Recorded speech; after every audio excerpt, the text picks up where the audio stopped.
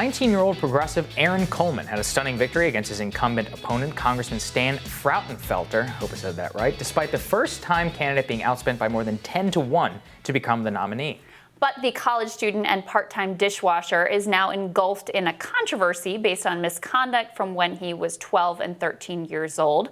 Kansas State Democratic Party vowed to organize a write-in campaign on behalf of Frauenfelder. He's the one that lost in that primary. And now Coleman has said that he is going to resign and pull out of the race altogether. Journalist Zaid Jilani joins us now to talk about the fallout and Coleman's reaction to it. So great to see you, Zaid, as always. Good to see you, Zaid. It's good to be here. Can you just take us through this story? What happened? How did this all come to pass? Yeah, so basically, Kansas had its Democratic primaries for state legislative positions in early August. So I believe it was something like August 3rd or 4th, the primary for this district took place. The results were not certified until, I think, around the middle of August. And when the results were certified, what happened was one of the kind of senior Democrats in the House, Stan Frauenfelder, I believe at one point he was the number 2 Democrat in the House. I don't know if he still is. But he was defeated, actually, by a margin of, I think, it was single digits or low double digits. I mean, he didn't even meet 830 votes. He was defeated by a 19-year-old named Aaron Coleman, who works as a dishwasher and who spent, I think, something like 1/10 the amount that Stan Frauenfelder spent. Coleman had been followed by controversy because over the summer, somehow it had been publicly disclosed that when he was in middle school, he had been involved in some bullying, including something may have been like revenge porn, meaning that somebody sent him a naked photo, a classmate or something, and he gave it to other people, so on and so forth. He had a history of kind of emotional problems like that as a child. He had been through child abuse. His brother had committed suicide. And his father is in the hospital right now as we speak. So he comes from a troubled background as a child, certainly. But when this story rose over the summer, he basically issued a public apology for this and said, hey, look, I had a troubled childhood. I'm sorry for this. But it was something that kind of dogged him throughout the race. And I think most people didn't expect him to win. I mean, he's a dishwasher. He doesn't have much money. He's very young. This is one of the most senior Democrats in the House. But apparently he didn't have the loyalty of 830 voters. Which is all that it took to defeat him. So I think flash forward to the middle of August, this becomes a national story. It's something that I think New York Times wrote an article about it. I think several outlets on the right wrote something about it because it's Democrats in disarray, blah, blah, blah. And maybe it's a chance to distract from some very strange GOP primary wins that came out recently, particularly from Florida and Georgia. And I think that in the national narrative, this was the first thing people learned about Aaron Coleman was his behavior in middle school. The fact that he was a troubled teen and, he had been through a lot of the kind of emotional bursts that you might find from a middle school bully or a middle school outcast.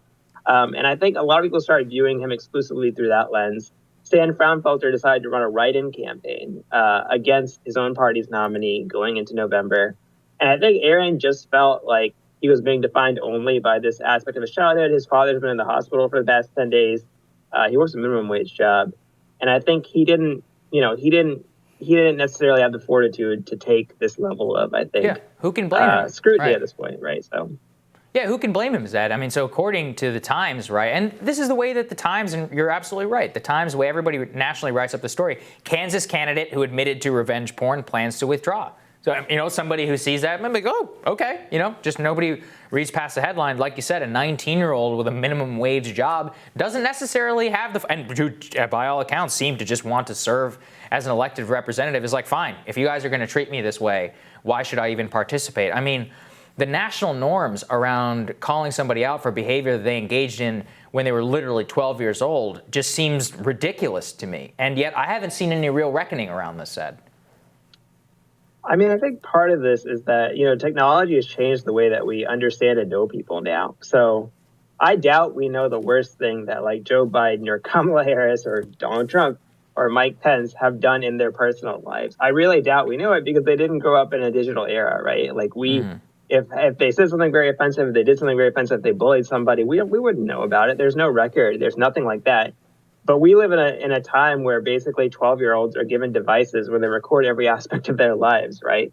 And now we can see this is sort of the reckoning of that moment, and that we see everyone's warts and blemishes, and sometimes we only see the warts and blemishes, because I think, for instance, the fact that Sam Fraunfelter is primarily pro-life and Aaron Coleman is pro-choice, I don't think that really entered into the national narrative at all. That like now voters won't even have a choice between a pro-choice person and a pro-life person. They're basically going to be locked in to the pro-life Democrat, whether they are pro-choice or not.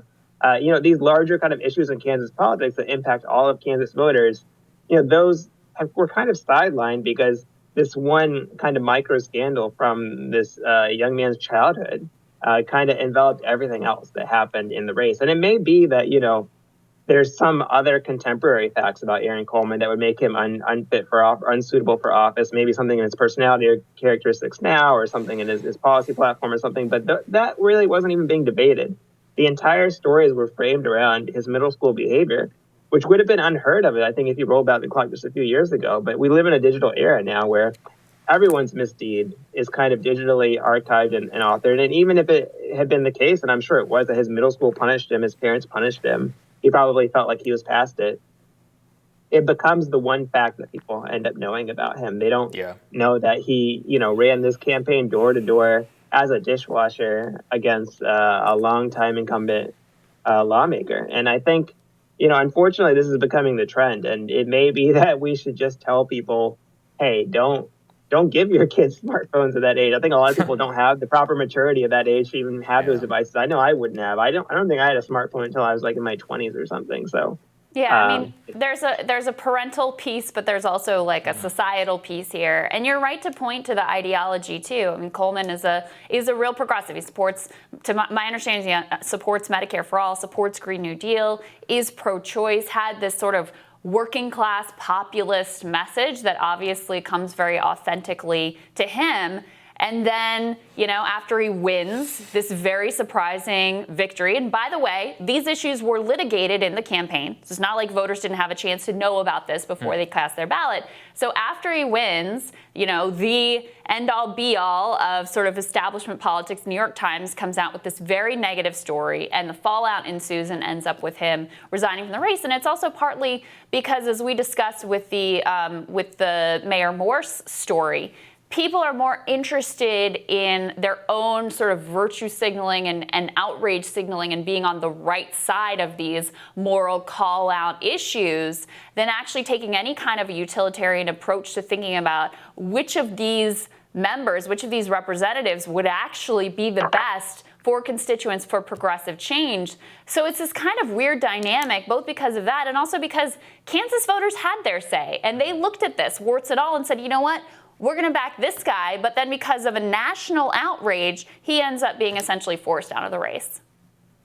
And look, I think it also, there's also the fact that he's just someone who's kind of marginal in society, right? Like, this is someone who survived child abuse, someone who had a hard time getting through middle school, high school, who's acting out, doing these emotional things, engaging in this bullying. I mean, we all know people like this. If we haven't lived a perfect life, maybe we have some aspects of this in ourselves.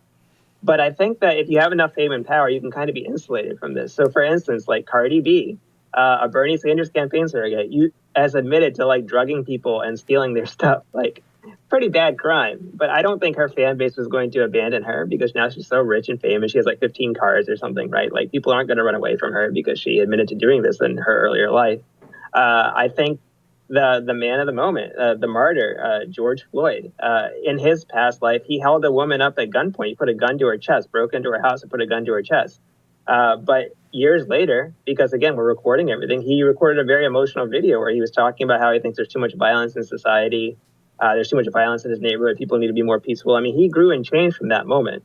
But I think that people are very selective with how they're allowed to display this grace towards other people. And I think that often if you're someone who's on the margins, on the outcast, you're not a celebrity like Cardi B, you're not a martyr like George Floyd, who's useful for a political movement, people sometimes won't have the same grace towards you. They'll just know this one fact about you. They won't know anything else about you. And they're not going to weigh pros and cons. They're not going to put you on a ledger. They're just going to throw you away because you're kind of not useful to the national political debate at the moment. I mean, there were several New York Times columnists who, for some reason on Twitter, were saying he was unrepentant. I thought to get paid $250K or whatever they get paid, you have to use Google and read the Kansas City Star editorial that noted that in June in the June of this year, he wrote an apology about this publicly. And I'm sure he apologized privately too, because when you're in middle school and you get in trouble like that, they always ask you to apologize and you get punished. And like, there's a process, right? Like, it's not as if this is the revenge porn guy running on the revenge porn platform saying, when I want all of my behavior from middle school to become the norm.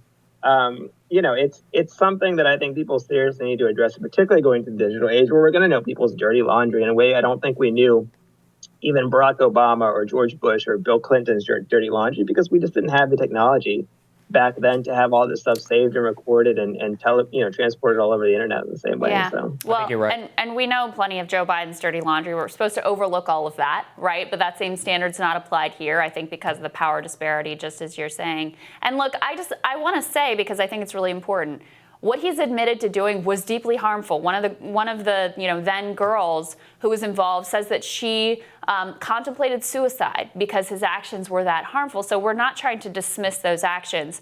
But I think your point about allowing for grace, allowing for growth, allowing for people to change, I mean, to me, that's really the question, is not who were you in middle school, but are you that same person today? And no one can answer that for sure.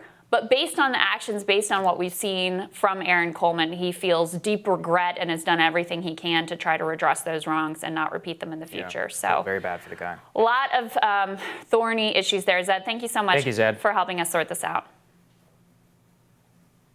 Next on Rising, some startling and frankly depressing stats and projections on rent payments, unemployment, and poverty in general. We're going to talk about all that when Rising continues.